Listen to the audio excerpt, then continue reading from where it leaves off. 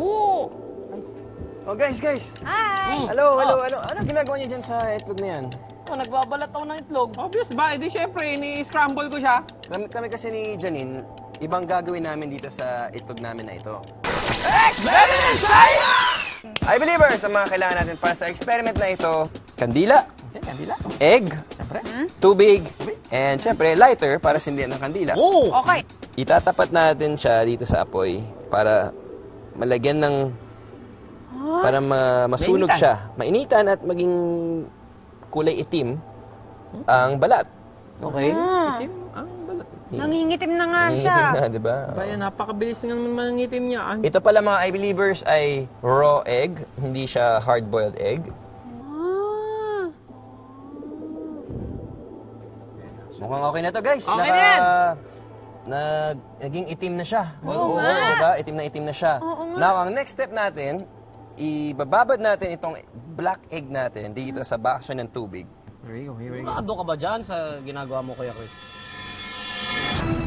Oh! Did you see that?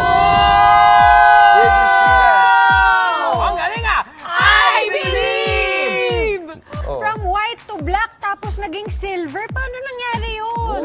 Ito ang sagot dyan sa tanong mo. Okay?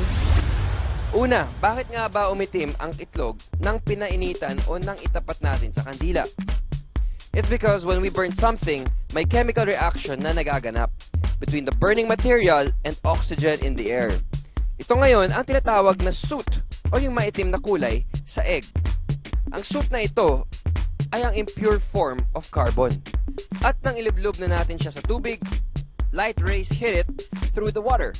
When the light rays reflect back from the egg, it first has to go through a dense medium, which is the water. And then a light medium, which is the air, before it can hit our eyeballs, like our retina.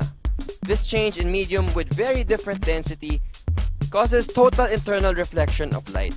When the light hits the surface of the egg, it actually hits the air stuck with the carbon.